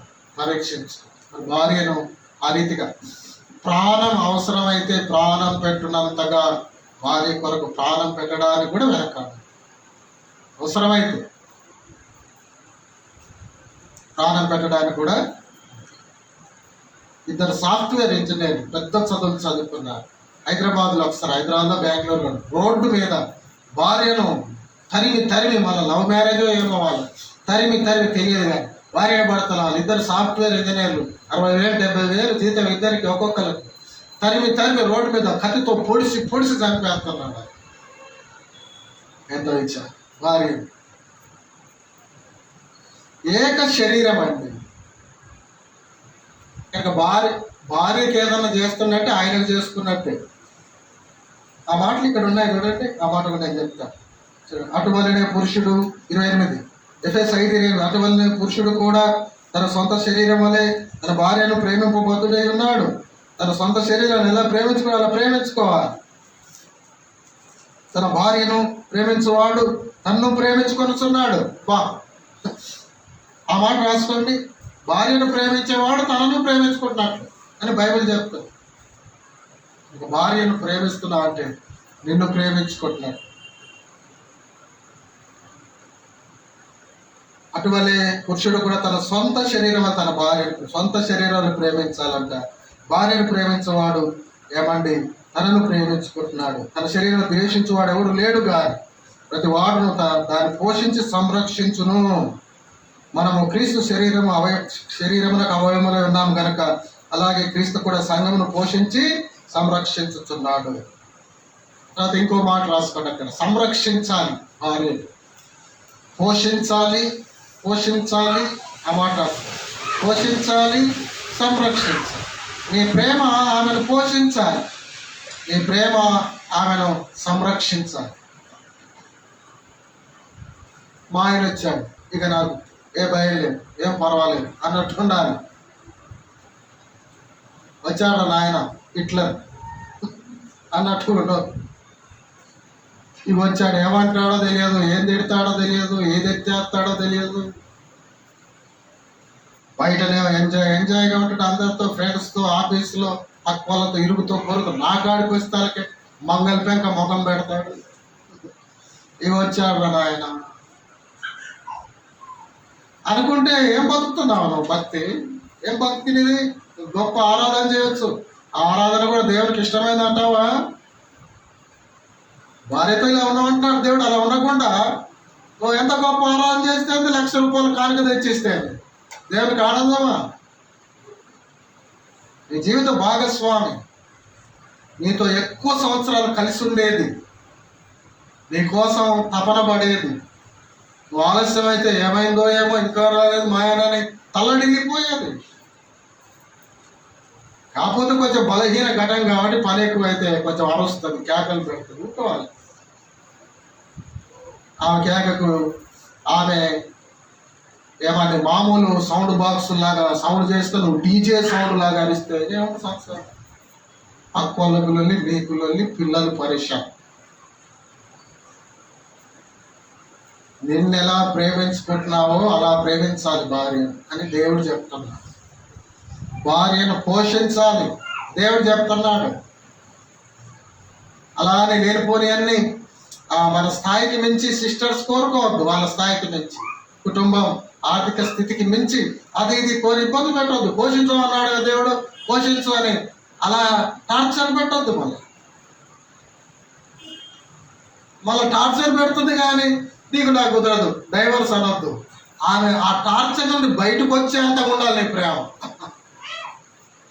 టార్చర్ పెట్టే భార్య తర్వాత తనివి తీరా ప్రేమించేదానిగా చేసుకోవాలి నీ ప్రేమ. మనం ఒకడు యేసుప్రభు లేదు, ఏం లేదు, వీళ్ళకేం పని లేదురా, నువ్వు యేసుప్రభు నమ్మకం అంటారు, ఏం లేదు, సన్నాసి బతుకాలి, యేసుప్రభు నమ్ముకొని ఎంజాయ్ చేద్దాం. ఈ పాస్టర్లకు ఏం పని లేదు, సంచి మెడకేసుకొని వీళ్ళకేం చేతగాక. నేను ఒకప్పుడు ఓ మాట అనేటువంటి యేసుప్రభు నమ్మకం ఉంది, అసమర్థుని అంతిమ ప్రయత్నం భక్తి అనేటువంటి. అసమర్థులు చేసేది రా భక్తి అనేటువంటి. నేను ఒకప్పుడు ఈ హెబ్రోన్ బ్యాగ్ వేసుకొని, బైబిల్ బ్యాగ్ వేసుకొని వచ్చే సేవకులకేమో ఇలా కష్టపడడానికి చేతగాక యేసుప్రభు పేరు చెప్పుకొని వాళ్ళు సింపుల్గా బతికేస్తున్నారు అబ్బాయి వీళ్ళు అనేటువంటి. అలాంటి నన్ను అంటే ఇప్పుడు ఎలా ఉన్నాను నేను? యేసుప్రభును ద్వేషిస్తున్నాను, డైరెక్ట్ కాకుండా ఇండైరెక్ట్గా ఎలాగనే యేసుప్రభు నాకేమవుతుంది ఇప్పుడే అన్నట్టు నిర్లక్ష్యం చేస్తున్నాను, సేవకులను ద్వేషిస్తున్నాను. అలాంటి వారిని ప్రేమించి నన్ను ఈనాడు దేవుడు ఈ స్థితికి వేయలేదా? ఒకవేళ భార్య నిన్ను టార్చర్ పెడితే నువ్వు కూడా ప్రేమను చూపి నీ భార్యను నిన్ను ప్రేమించేదానిగా చేసుకోవాలి, కట్టుకోవాలి. అది శిరస్సు బాధ్యత. శిరస్సు అనగానే ఏదో స్వారీ చేసినట్టు కాదు, గుర్రం మీద కూర్చొని డిక్టేటర్షిప్ కాదు. మాట్లాడొద్దున్నావు, దేవుడు శిరస్సు అన్నాడు, నా మాటేగా. భార్య ఇచ్చే మంచి సలహాలు తీసుకోవాలి, మంచి సలహా అయితే తీసుకోవాలి, తప్పులేదు. అడగాలి కూడా ఆమెను, నేను ఇది అనుకుంటానమ్మా, మరి నీ అభిప్రాయం ఏంది, మరి రెడ్డి చేసినాం అంటే అది చేసుకుందాం, ముద్ర నేనే వేస్తా, సైన్ నేనే చేస్తా, నా ద్వారానే జరుగుద్ది కానీ నీ సలహా కూడా ఇవ్వు అని అలా తీసుకోవాలి. అది బిబిలికల్గా బ్రతకడం అంటే. శిరస్సును నిన్ను చేసింది, నీకు ఎన్నో బాధ్యతలు ఇచ్చాడు. ఆమె బలహీన ఘటన కనుక ఆమెను బలపరచడానికి నీకు బాధ్యత ఇచ్చాడు. బాధ్యత బలహీన ఘటం చెప్పడానికి కాదు, ఆ బలహీన ఘటాన్ని హ్యాండిల్ విత్ కేర్, ఏమంటే జాగ్రత్తగా కాపాడుకోవడానికి నిన్ను శిరస్సును చేశాడు దేవుడు. నిన్ను వలె ప్రేమించుకోవాలి. నేను ఎట్లా ప్రేమించుకుంటావు? నీకు కాలుకు తాకురాయి దాకితే ఎంత బాధ అవుతుందో, నీ భార్య కాలు దాకినా నీకు దాకినట్టుగా ఫీల్ కావాలంటున్నావు. కొందరు భర్తలు భార్య ఏమయ్యా కడుపులో బాగా నాకు నొత్తలేదా, మరి నాకు నొస్తలేదా, నా బాధ నాది అంటే ఆ బాధ పోద్దా? కొందరు సిస్టర్స్ కూడా అట్లే ఉంటారు, బాగా ఒళ్ళు నొప్పులు ఉంది, ఎప్పుడు బాగుందని నీకు. ఈ టైప్ వాళ్ళు మారాలి. ఇలాంటి వాళ్ళు మారాలి. నువ్వు లోబడాలి భర్త నువ్వు ప్రేమించాలి, భర్త భార్యను ప్రేమించాలి. కనుక ప్రేమించమంటున్నాడు దేవుడు, అలలా ప్రేమించమంటున్నాడు దేవుడు, పోషించమంటున్నాడు దేవుడు, సంరక్షించమంటున్నాడు దేవుడు. సంరక్షించాలి భార్య. ఇంకొక 2 మాటలు నేను చెప్పి ముగిస్తాను. అవేంటంటే, ఒకవేళ భార్య ప్రేమించమని అక్కడ ఉన్నాయి చెప్పాను కదా, నేను చూపించాను కదా. ఒకవేళ భార్య తప్పు చేసిందా, పొరపాటు చేసిందా, ఏం చేయాలి? ఈ అంశంలోనే చెప్తున్నాను నేను, కాంటెక్స్ట్ దాటిపోవట్లేను. ఇప్పుడు మచ్చ డాగు కలంకం లేకుండా ఉండడానికి కదా ఆయన అప్పగించుకున్నాడు. మనం ఒకప్పుడు పాపంలో ఉన్నాం, ఆయన తనంతాను అప్పగించుకొని మనల్ని పరిశుద్ధపరిచాడు. మళ్ళీ యేసు రక్తం, యోహాను మొదటి పత్రిక 1:7 ఏముంటుంది? యేసు రక్తం ప్రతి పాపం కాదు. అంటే విశ్వాసం మళ్ళీ ఏదో తప్పు చేస్తే మళ్ళీ ఆయన కడిగి పరిశుద్ధపరుస్తున్నాడు. శిరస్సు, సంఘానికి శిరస్సు. ఇప్పుడు మరి స్త్రీకి శిరస్సు ఏం చేయాలి? స్త్రీ విషయంలో ఆమెకి యేసుప్రభు నమ్మంది అనుకో, ఒకవేళ యేసుప్రభు నమ్మకం ఉందా, మీకు పెళ్ళయింది, నువ్వు యేసుప్రభు నమ్ముకున్నావు, ఇంకా నమ్ముకోలేదు అనుకో, నువ్వేం చేయాలి? ఆమెను ప్రభులోకి నడిపించాలి. ఒకవేళ ప్రభులోకి నడిచినాక ఏదైనా పొరపాటు జరిగింది అనుకో, నువ్వేం చేయాలి? యేసుప్రభు ఏం చేస్తాడు? పరిశుద్ధాత్మ ద్వారా దర్శించి మళ్ళీ ఆమెను పరిశుద్ధతలోనికి, ఆయన రక్త ప్రోక్షణ ఇచ్చి పరిశుద్ధపరుస్తాడు. మరి మనం ఏం చేయాలి? ఎవరైనా భర్తలు, పురుషులు ఏం చేయాలి? పొరపాటు చేసిన దానికి ఏం చేయాలి? చూడండి, ఆ 2 మాటలు నేను చూపిస్తాను. 2 మాటలు చూపిస్తాను. ఏదైనా పొరపాటు జరిగితే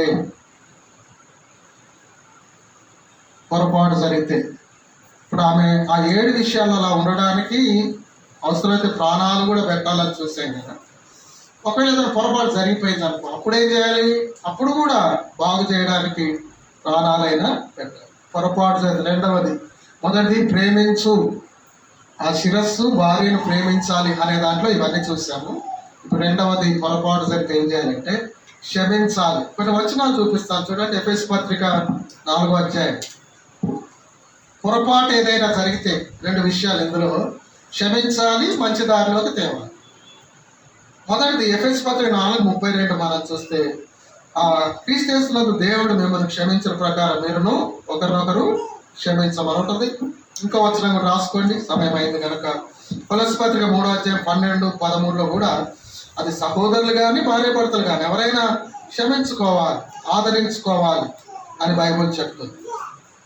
కనుక మత్తయి సువార్తలో 18వ అధ్యాయం 21-22 వచనాలు చూస్తే, ఎన్నిసార్లు? 7 సార్లు. అంటే 7 సార్లు కాదు, 77 సార్లు అంటాడు దేవుడు అక్కడ. ఆ మాట చదవండి. అంటే ఎన్నిసార్లు అయినా క్షమించాలనే మాట అన్నాడు. 9 సార్లు అంటే 9 కాదు, 99 సార్లు, అట్లా ఆ టైప్లో చెప్పాడు దేవుడు అక్కడ. ఆ మాట చదువుతారు ఒకసారి. ఒకవేళ భార్య పొరపాటు చేసింది అనుకో, శిరస్సు ఏం చేయాలంటే క్షమించాలి. 18 మొన్ననే చెప్పినా మళ్ళీ అట్నే చేసింది అన్న, మళ్ళీ నేనేం చేయకూడదు చెప్పండి అంటే, మళ్ళీ ఏం చేయాలి అంటే మళ్ళీ క్షమించాలి. 18వ అధ్యాయం 21-22 సిస్టర్స్ బాగుంది ఇలా మాకు మెసేజ్ అనుకునే అని ఇక పొరపాటు చేసుకుంటూనే ఉండదు, బయటపడాలి, బాగుపడాలి, దిద్దుకోవాలి. మత్తయి సువార్త 18:21-22 చదవండి. తీశారు ఎవరన్నా? పేతురు ఆయన యుద్ధకు వచ్చి, ప్రభువా, నా సహోదరుడు ఆయన తప్పిదం చేసినాడు, నేను ఎన్ని మార్లు అతన్ని క్షమించవాలి? 7 మార్లు మట్టుకేనా అని అడిగాను. అందుకే యేసు అతనితో ఇట్లా అన్నాడు, 7 మార్లు మట్టుకే కాదు 70 ఏళ్ల మట్టుకు కూడా నీవు క్షమించు. 70 ఏళ్ళ ఏముందాడా? 70 కనుక అంటే అక్కడ పొరపాటు జరిగినప్పుడు క్షమించు, అంతే. అది దేవుడు చెప్పేది, క్షమించి మంచి దారిలోకి. కనుక దేవుడు క్షమించమంటున్నాడు. భార్య పొరపాటు చేసినప్పుడు శిరస్సు ఆమెను క్షమించాలి. రెండవది, మంచి దారిలోకి తేవాలి. అందుకోసం అంటే ఇంతసేపు చూసినా కూడా అలాంటివే కదా, ప్రేమతో మంచి దారిలోకి తేవాలి అని చూస్తాం. ఆ మంచి దారిలోకి తేవాలి అనే విషయాల్లో కొన్ని రిఫరెన్స్లు మీకు ఇస్తాను. బైబిల్ ఎంత స్పష్టంగా చెప్తుందంటే, ఎవరైనా పొరపాటు చేశాడు మంచి దారిలోకి తేవాలి, కానీ ఆమెను వదిలేస్తాను నేను, ఆమెతో నాకు ఇక కుదరదు. కొంతమంది భార్య భర్తలు విచిత్రంగా మాట్లాడుతుంటారు. చిన్న విషయం అది, ఏదో సింపుల్ విషయం అది, అసలు దానికి కొట్లాడాల్సిన అవసరమే లేదు. అసలు అది మామూలు విషయం, అది గడ్డిపోస లాంటి విషయం. అది గొడ్డల దాకా తెచ్చుకుంటాడు. అంటే చిన్న ఇన్సిడెంట్ జరగగానే నువ్వు నాకొద్దు. మరి ఏందమ్మా ఇది, ఏంటది? చిన్న దానికే నీవు నాకొద్దు అనే మాట ఎలాంటి మాట ఉంది? నీకు నాకు కుదరదు ఏం మాట ఉంది? బ్రదర్స్ కానీ సిస్టర్స్ కానీ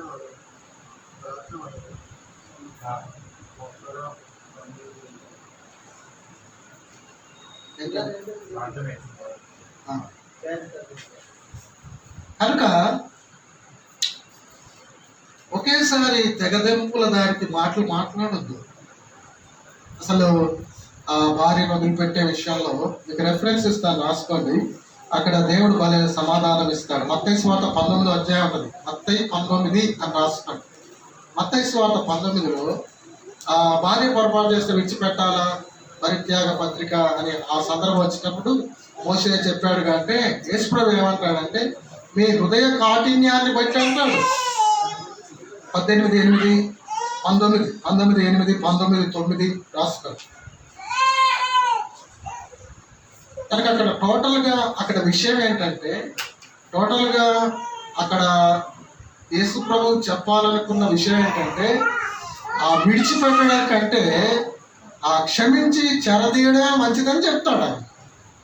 ఇప్పుడు ఆడ విభిచార కారణం బట్టి విడిస్తే విడవచ్చు అన్న భావన వచ్చే మాట ఉన్నా, మరి హోషేయ గ్రంథంలో హోషేయను ఒక వ్యభిచారం చేసుకొని పిల్లలను కనబడతాడు. ఆ వదిలిపోయి మళ్ళీ మళ్ళీ తెచ్చుకో అంటాడు.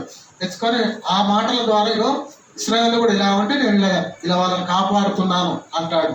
హోషేయ గ్రంథము, హోషేయ ఒక ప్రవక్తను వెళ్ళి వేశ్యం చేసుకుంటాడు దేవుడు. ఇప్పుడు హోషేయ గ్రంథము, ఎఫెసీ పత్రిక 5వ అధ్యాయం ఈ భాగము రెండు పక్క పక్కన పెట్టుకొని చూస్తే దేవుని మనసు అర్థమవుతుంది. మనం దేవుడు కలిసి ఉండమంటున్నాడు. పొరపాటు జరిగితే క్షమించుకో అంటున్నాడు. ఒక భయంకరమైన తప్పు ఒక స్త్రీ చేసింది, ఒక వ్యభిచార పాపమే చేసింది అనుకో, ఆమెను క్షమించి ఆమెను మంచి దారిలోకి తెచ్చి చేరదీసి సంసారం చేస్తే దేవుడు సంతోషపడతాడా? వదిలేస్తే సంతోషపడతాడా? ఉన్నది వ్యభిచార కారణమైతే వదిలేయమన్నది. వదిలేసి నేను ఆ కారణం బట్టి వదిలేశాను, నేను వాక్య ప్రకారం చేశాను అని ఒక ఆయన అనొచ్చు. ఒక ఆయన ఏమో చేసింది కానీ ప్రభువా నీవు సమరయ స్త్రీని నువ్వు రక్షించావే, పాపం చేసి పట్టుబడ్డ స్త్రీ రాళ్ళతో కొడుతుంటే కాపాడావే, నువ్వు హోషేయ గ్రంథాలు అలా చెప్పావే, ఎఫెసీయులు ఇలా చెప్పావే, నువ్వెంత ఘోర పాపినైనా క్షమిస్తావే. మరి నా భార్య ఏదో తెలుసో తెలియకో పాపం చేసింది, నేను ఆమెను క్షమిస్తున్నాను, క్షమించాను ఆయన, నీ ప్రేమను బట్టి క్షమించాను, ఆమెను మంచి దారిలోకి తెచ్చాను, ఇప్పుడు ఆ పాపం అంతా విడిచిపెట్టింది నీ దయ వల్ల, ఆమె భక్తిగా బ్రతుంది, మేము మంచిగా సంసారం చేసుకుంటున్నాం అంటే సంతోషపడతాడు దేవుడు? మీ హృదయ కాఠిన్యాన్ని బట్టి అన్నారు. ఇక భార్య తప్పు చేస్తే క్షమించాలి, శిరస్సు క్షమించి మంచి దారిలోకి తెచ్చిపెట్టి దేవుడు ఎక్కువ ఆనందిస్తాడు. మంచి దారిలోకి తెచ్చుకునే మాటలు 2-3 చెప్తాను, ముగించేస్తాను. 5 నిమిషాల్లో ముగిస్తాను. 5 నిమిషాలు చూడండి. యూదా పత్రిక 22-23 రాసుకోండి. మంచి దారిలోకి క్షమించాలి అని చూసాం కదా, 2-3 వచనాలు ఇచ్చాను క్షమించాలని. మంచి దారిలోకి తేవడానికి ఎన్ని వచనాలు ఉన్నాయంటే బైబిల్లో, పొరపాటు చేసి అయిపోయింది వాళ్ళ పని కదా అని వదిలేయాలా? శిక్ష ఉంటుంది, పనిష్మెంట్ ఉంటుంది. పనిష్మెంటే మళ్ళీ మంచి దారిలోకి తేవాలని ఎన్నో వచనాలు ఉన్నాయి బైబిల్లో. ప్రాముఖ్యమైన 7 వచనాలు మీకు చెప్తాను, రాసుకోండి. రిఫరెన్స్ రాసుకోండి. మంచి దారిలోకి తేవాలి. యూదా పత్రిక 22-23 చెడు నుండి లాగండి, అగ్ని నుండి లాగండి, కరుణించండి. కరుణతో మంచి దారిలోకి తేవాలి చెడు చేసిన వారిని, సహోదరి కానీ సహోదరుడు కానీ భార్య కానీ. రోమాపత్రిక 15:1 అంతగా ప్రేమించాలన్నట్లు. 15:1 పేతురు మొదటి పత్రిక 2:20 బలహీనుల దౌర్బల్యం భరించాలి. నువ్వు పొరపాటు చేసినప్పుడు, పాపం చేసినప్పుడు నువ్వు భరించాలి. నువ్వు భరించాలి, ఆమెను భరించాలి, భరిస్తూ బాగు చేసుకోవాలి. బాగానండి, ఇలా రాసుకోండి ఆ మాటలు. భరిస్తూ బాగు చేసుకోవాలి, కరుణిస్తూ లాగాలి, అగ్నిలో నుండి లాగినట్టు. మొదటిది భరిస్తూ బాగు చేసుకోవాలి. బలహీన దౌర్బల్యం భరింపు భద్రమే ఉన్నామనుంది. మూడవది కొరింథీ 2వ పత్రిక 10వ అధ్యాయం 8వ వచనం, పడదోయుట కట్టుటకే దేవుడు అధికారం ఇచ్చాడు. కట్టుకోవాలి, పడదోయొద్దు. క్రైస్తవులు డైవర్స్ దాకా వెళ్ళొద్దు. నిజంగా దేవుని ప్రేమ అర్థం చేసుకుంటే, నిజంగా దేవుని ప్రేమ దేవుడు ఇక్కడ ఎఫ్ఎస్సిలో చెప్పిన ఎందుకు ఏకాంగులను సంవత్సరాలుగా చేస్తున్నాడో, ఏక శరీరంగా చేస్తున్నాడో ఇంతసేపు చెప్పిందంత బాగా అర్థం చేసుకుంటే ఏమన్నా అక్కడికి వెళ్ళరు, ఆ మాటలు మాట్లాడరు. ఎడబాయకూడదని కూడా కొరింథీలో మనం గతంలో చూసాం. కనుక కట్టుచూ మంచి దారిలోకి తేవాలి. ఆమె కూలిపోతుంటే కొన్ని విషయాల్లో నువ్వు కట్టాలి, కానీ ఇంకా నువ్వు నెట్టి తన్ని ఏమంటే కుప్పగొల్చకూడదు. తర్వాత తిమోతి రాసిన 2వ పత్రిక 2వ అధ్యాయం 24-25 వచనాలు లేఖన ఆధారాలు చూపిస్తున్నాను నేను. తిమోతి రాసిన 2వ పత్రిక 2వ అధ్యాయం 24-25 వచనాలు. సాత్వికంతో శిక్షిస్తూ మంచి దారిలోకి తెచ్చుకోవాలి. సాత్వికంతో శిక్షించాలి. శిక్ష కూడా ప్రేమతో ఉండాలి.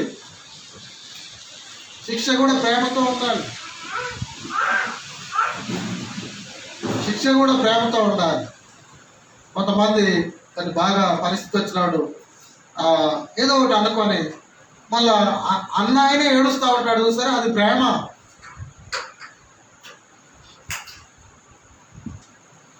ఇప్పుడు కొన్ని రకరకాల మాటలు వినొచ్చినప్పుడు ఏదో అలా అనకూడదు కదా అని కేకలేసి మళ్ళీ ఆయన ఏడుస్తుంటాడు. అయ్యో ఈయన అనగానే ఆమె ఏడుస్తుంటే ఈయన ఏడుస్తుంటాడు. చూసారా, ప్రేమ. అది ప్రేమలో ఉండేదైతే 2 గుర్తు వెళ్ళిపోతాడు బయటికి. ఆడదికి ఏడుస్తాడు, తాను కూడా ఏడుస్తున్నాడు అంటే నీ మీద ప్రేమ ఉందని అర్థం చేసుకోవాలి.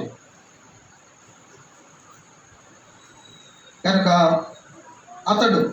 వాడు అన్నాడు సార్, పడద్రోయకుడు కట్టడానికి సాత్వికంతో శిక్షిస్తూ మంచి దారిలోకి తేవాలి. అదే తిమోతి 2వ పత్రిక 2వ అధ్యాయం 24-25 వచనాలు. జగడమాడక మంచి దారిలోకి తెచ్చుకోవాలి. ముగించేస్తాను. జగడమాడక మంచి దారిలోకి తెచ్చుకోవాలి. మనకి ఇక్కడ సహజంగా గంటం బావుకి అవుతుంది కదా, గంటం బావులోనే ముగించేస్తాం. ఇక 2 నిమిషాలు. జగడమాడక మంచి దారిలోకి తెచ్చుకోవాలి. జగడమాడక మంచి దారిలోకి తెచ్చుకోవాలి. జగడమాడకుండా మంచి దారిలోకి తెచ్చుకోవాలి. కొరింథీ రాసిన 2వ పత్రిక 2వ అధ్యాయం 6-8 వచనాలు. ఆదరించుచు మంచి దారిలోకి తెచ్చుకోవాలి. భార్య ఏదైనా పొరపాటు చేస్తే భార్యకు శిరస్సు అయిన భర్త ఇలా చేయాలన్నట్లు ఆదరించుచు. కొరింథీ 2వ పత్రిక 2:6-8. 7వది ప్రాణం పెట్టడానికైనా సిద్ధపడి మంచి దారిలోకి తెచ్చుకోవాలి. ఇప్పుడు ఎఫ్ఎస్సిలో ఉంది. ఇప్పుడు మనం చూస్తుంది ఎఫ్ఎస్సి 5:25-27. ప్రాణాలకైనా తెగించి ఆ బంధాన్ని కాపాడుకోవాలి, మంచి దారిలోకి తెచ్చుకోవాలి, కలిసి ఉండాలి. ఎడబాసిపోవచ్చు అది ఇది అన్నప్పుడే ఆ సందర్భంలో యేసు అక్కడ జ్ఞాపకం చేస్తాడు. దేవుడు జతపరిచిన వారిని మనుషులు ఎడబాపకూడదు, మీ హృదయ కాఠిన్యాన్ని బట్టి మోసే అట్ట చెప్పాడు. కనుక కఠినాత్ములు కాకుండా ప్రేమే కనుక చూపితే విడిపోవాలనే ఆలోచనే మీకు రాదు అన్నది దేవుని ఉద్దేశం. నేను ముగించేస్తున్నా. సంఘానికి శిరస్సు ఉన్న ప్రభువు ప్రాణత్యాగం చేసి సంఘాన్ని స్థాపించాడు. మన అందరిని విశ్వాసులను ఆయన పరిశుద్ధ రక్తంతో కడిగి మత్స, ముడత, దాగు, కలంకం ఏది లేకుండా పరిశుద్ధమైందిగా, నిర్దోషమైందిగా, మహిమ గల సంఘముగా ఉండేలా ఆయన తనను తాను అప్పగించుకున్నాడు. శిరస్సు అయి ఉన్న పురుషుడు కూడా భార్య ఏమండి మచ్చ ముడత దాగు కలంకము లేనిదిగా ఉండేలా ఏమండి యేసుప్రభు అలా చేసి రక్షించాడు. రక్షణ పొందిన తర్వాత అందులో కొనసాగేలా తన ప్రేమ కూడా దోహదం చేయాలని దేవుడు కోరుతున్నాడు. తన ప్రేమ ద్వారా భార్య భక్తి బలహీన ఘటమైన భార్య తన భక్తి నుండి తొలగిపోకుండా, తను నిరాశ పడిపోకుండా, జీవితంలో రాంగ్ స్టెప్స్ వేయకుండా, ఏమంటే కుటుంబాలు విచ్ఛిన్నం కాకుండా భర్త తన ప్రేమతో కాపాడుకోవాలని, తనను ఎలా ప్రేమించుకుంటాడో భార్యను అలా ప్రేమించాలని, తన వలె అటువలనే అన్నాడు యేసు ప్రభు. నేను ఎలా చేస్తున్నానో అలాగే మీరు కూడా భార్యను, నేను సంఘాన్ని ఎలా ప్రేమిస్తున్నానో మీరు అలా ప్రేమించాలన్నాడు కనుక ఆ రీతిగా ప్రేమించడానికి ఆ హేతువు చేత ఏమండి ఏకాంగులను సంసారం చేశాడు. ఆ మాట మళ్ళీ జ్ఞాపకం చేస్తారు చూడండి. నేను ముగించే ఆ మాట జ్ఞాపకం చేస్తాను. ఈ హేతువు చేత పురుషుడు తన తండ్రిని తల్లిని విడిచి తన భార్యను హత్తుకొను, వారిద్దరు ఏక శరీరం. ఈ హేతు అంటే ఇప్పుడు మనం చూసుకున్న హేతువులన్నీ ఓన్లీ కేవలం ఏమండి లైంగిక సంబంధం కోసం కాదు పెళ్ళి. ఇవన్నీ భార్యను ఇన్ని రకాలుగా కాపాడుకోవాలి, ఇన్ని రకాలుగా ప్రేమించాలి, ఇన్ని రకాలుగా ప్రోత్సహించాలి, ఇన్ని రకాలుగా బలపరచాలి. బలహీన ఘటం హ్యాండిల్ విత్ కేర్, జాగ్రత్తగా కాపాడుకోవాలి. ఆమెను జ్ఞానం చొప్పున కాపురం చేసుకోవాలి, ప్రేమతో కట్టుకోవాలి, ఆమెను ప్రేమతో నిలబెట్టుకోవాలి, ఆమెను ప్రేమతో దేవుని ఎదుట నిలబెట్టాలి, ఆమెను శిరస్సుగా అని బాధ్యత ఇదని దేవుడు చెప్తాడు. తలలో ప్రార్థన చేస్తాం. మరి మనం ఎలాగుంది పరీక్షించు. చాలా లోతైన విషయం ఇది కనుక ఈ బాధ్యతలు మనం నెరవేరుస్తున్నాం, ఇలా ప్రేమిస్తున్నాం. బలహీన ఘటం బలహీనతలు చెప్పుకుంటూ నేను గొప్ప అన్నట్టు చలామణి అవుతున్నాం. ఆ బలహీన ఘటం బలపడడానికి నీ ప్రేమ దోహదం చేస్తుంది. నీ భార్య కోసం ప్రాణం పెట్టడానికైనా సిద్ధమాను. నీ భార్య బాగు కోసం దేవుని మాటలు నేను లేఖనాలే చూపించాను, నా అభిప్రాయం కాదు కనుక పరీక్షించు. గతకాల తప్పిదాలు ఏమైనా ఒప్పుకుందాం, విడిచిపెడదాం. ఇక నుండి అయినా నిన్న వాక్య ప్రకారం భార్య విషయంలో ప్రతి క్రైస్తవ విశ్వాసి